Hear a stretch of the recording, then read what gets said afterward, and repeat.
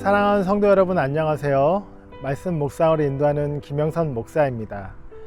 우리가 운전하다 보면 어렵지 않게 주변에서 풀을 먹고 있는 소를 볼 수 있죠.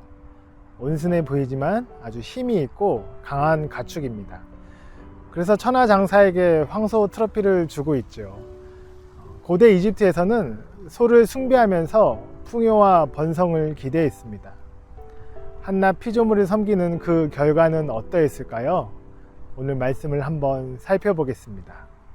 예레미야 46장 13절에서 28절까지의 말씀입니다. 주님께서 예언자 예레미야에게 바빌로니아 왕 느부갓네살이 이집트 땅을 치려고 올 것을 말씀하셨다. 너희는 믹돌에서 외치고 멤피스와 다바네스에서도 외쳐서 온 이집트에 알려라. 너희는 이렇게 전하여라. 너희는 어서 방어태세를 갖추어라. 사방에서 전쟁이 일어나서 너를 삼킬 것이다 하여라. 어찌하여 너희 힘센 황소가 거꾸로 졌느냐. 주님께서 그를 메어 치셨기 때문에 그가 서서 견딜 수가 없었다. 너희의 많은 군인들이 비틀거리고 쓰러져 죽으면서 서로 말하기를 어서 일어나서 우리 민족에게로 돌아가자. 이 무서운 전쟁을 피하여 우리의 고향 땅으로 돌아가자 하였다. 이제는 이집트 왕 바로를 기회를 놓친 떠벌이라고 불러라. 나는 왕이다. 나의 이름은 만군의 주다. 나의 삶을 두고 맹세한다. 너를 공격하는 군대의 힘은 산들 사이에 우뚝 솟은 다볼산과 같고 바닷가에 높이 솟은 갈매산과 같다. 딸 이집트의 백성아, 너희는 짐을 꾸려서 잡혀갈 준비를 하여라. 멤피스는 황무지로 바뀌어서 아무도 살 수 없는 폐허가 될 것이다. 예쁘디 예쁜 암송아지 이집트가 이제는 북녘에서 마구 몰려오는 쇠파리 떼에 시달리는 암송아지가 될 것이다. 사서 들여온 용병들은 살찐 송아지들이다.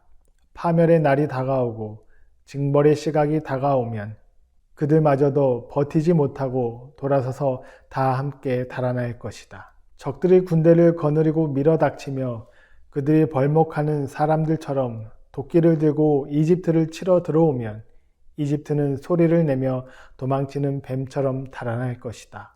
나 주의 말이다.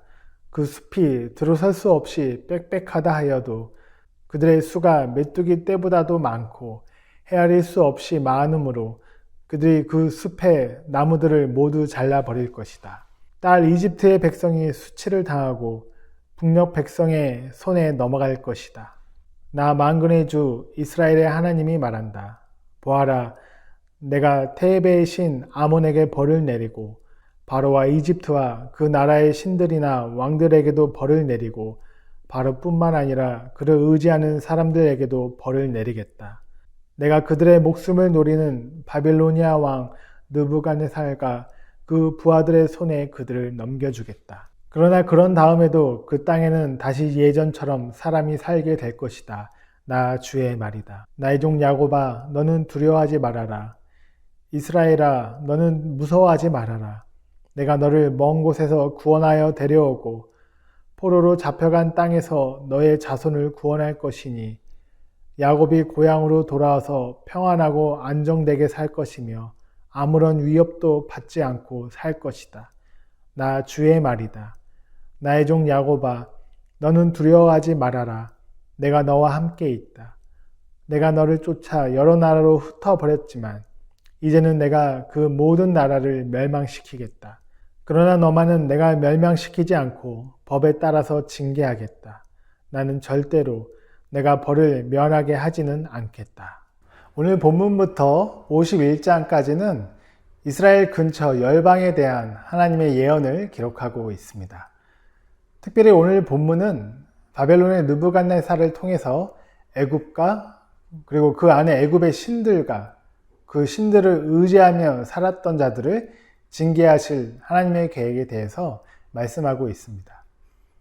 앞에 2절에 나온 것처럼 갈그미스 전투에서 애굽의 바로 느고는 바빌론에게 패한 뒤 다시 본국으로 돌아와 있었습니다. 심리적으로 많이 위축이 되어 있을 그때 돈을 주고 이제 용병을 사서 외인 부대와 함께 바벨론의 원수를 갚을 날만 기다리고 있었습니다.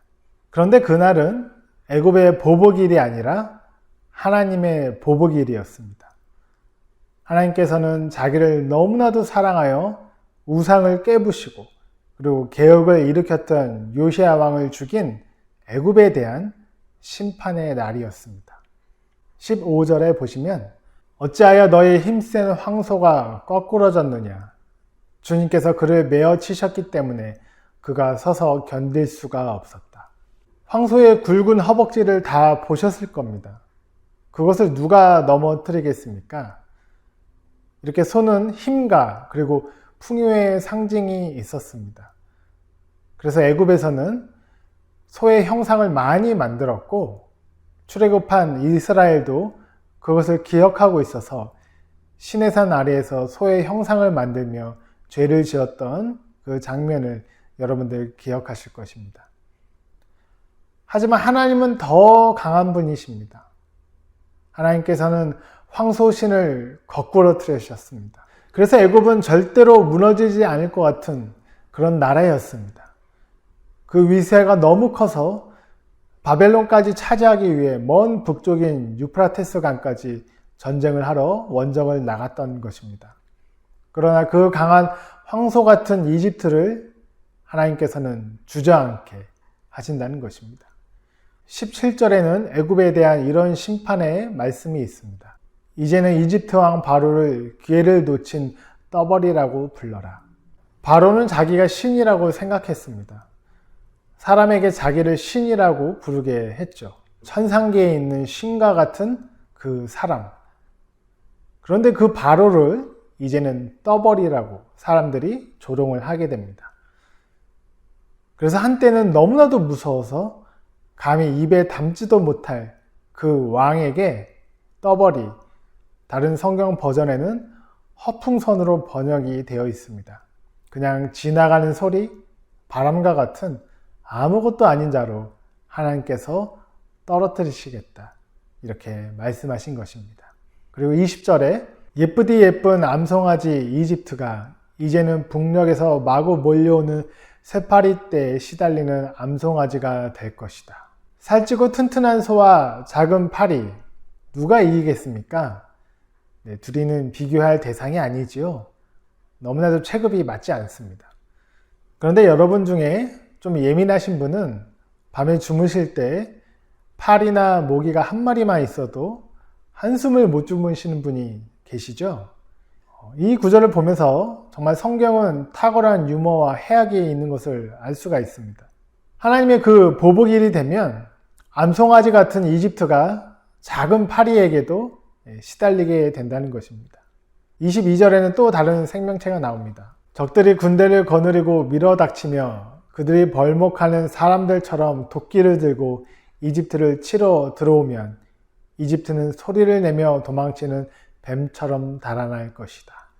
애굽의 큰 우상 중 하나가 바로 뱀입니다. 뱀은 왕실의 권위를 상징했습니다. 그래서 고대 영화를 보면 이집트 왕 주변에 뱀 모양의 형상을 여러분 많이 보셨을 것입니다. 그래서 모세의 뱀이 바로의 이 신하들의 뱀을 잡아먹은 것은 의미가 있습니다. 여기 이 구절에서는 땅꾼들이 오자 뱀이 잡아먹히기 싫어서 불이 나게 도망을 친다는 것입니다. 거꾸러져 앉은 황소, 그리고 파리떼, 뱀, 그리고 또 메뚜기떼. 여러분, 이런 것들을 보면서 무엇을 느끼십니까? 하나님께서는 심판의 날에 이런 비참함과 부끄러움, 조롱으로 심판을 내리신다는 것입니다. 우상을 의지하면 그 우상이 무너질 때 비참해지고 절망하게 됩니다. 이 세상의 명예, 이 세상의 재물을 의지했다가 그 명예와 재물이라는 그 우상이 무너져 내리고 떠나게 될 때 그것을 의지하던 자들은 어떻게 되겠습니까? 설마 그 힘센 황소가 거꾸러질지 누가 알았겠습니까? 하나님은 정말로 우리가 하나님 외에 의지하는 모든 우상들을 태우시고 멸하시는 분이십니다. 하지만 마지막을 보면 애굽을 향한 심판에 대한 예언에 이스라엘을 향한 위로의 말씀으로 끝을 맺고 있습니다. 그러면서 두 가지를 약속을 해주십니다. 첫 번째는 이스라엘을 포로 생활하던 곳에 불러내셔서 고향으로 돌아가게 할 것이다. 그리고 원수를 멸하시고 이스라엘도 법에 따라 징계하실 것이라는 내용입니다. 역사의 주관자시요 또 온 세상의 주인이신 하나님께서 애굽을 징계하시지만 완전히 멸하지는 않겠다. 이렇게 또 기회를 남겨두고 계십니다. 그래서 다시 살고 회복할 수 있는 여지를, 그 은혜를 열어두시는 것이죠. 27절에 보시면 나의 종 야곱아 너는 두려워하지 말아라. 이스라엘아 너는 무서워하지 말아라. 내가 너를 먼 곳에서 구원하여 데려오고 포로로 잡혀간 땅에서 너의 자손을 구원할 것이니 야곱이 고향으로 돌아와서 평안하고 안정되게 될 것이며 아무런 위협도 받지 않고 살 것이다. 애굽이 망할 때 애굽으로 도망쳤던, 그리고 애굽을 의지했던 이스라엘 백성들이 얼마나 두렵고 놀랐겠습니까? 그런데 자비로우신 하나님께서는 그 이스라엘 백성에게 두려워하지 말라 말씀하십니다. 심판의 날은 하나님의 백성에게는 또 다른 구원의 날이 됩니다. 황소 같아 무너지지 않을 것 같던 애굽이 무너져도 두려워하지 말라고 말씀하신 주님.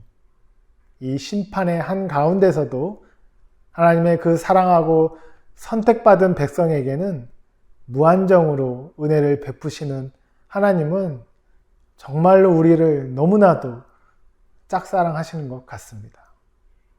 오늘 하루 우리가 살아갈 때 여러분 무엇을 의지하시겠습니까? 다른 것을 의지하지 말고 우리 안에 주인 되신 하나님만 붙잡고 그분을 온전히 의존하시면서 승리하시는 오늘 하루가 되시길 주님의 이름으로 축원드립니다. 기도하겠습니다. 하나님의 말씀을 등지고 애굽을 의지하기 위하여 애굽으로 왔던 이스라엘 백성들에게 애굽이 무너지는 광경을 허락하시며, 하지만 또 그 가운데서 두려워하지 말라고 구원을 말씀하신 하나님의 이 사랑 너무나도 크고 감격스럽습니다. 이 위대하신 하나님의 사랑을 다시 한번 깨닫고 감사하며 나의 삶을 이끌어 주실 하나님을 전적으로 의지하고 신뢰하며 나아가는 복된 하루가 되도록 인도하여 주시옵소서. 감사하며 예수님의 이름으로 기도드렸습니다. 아멘.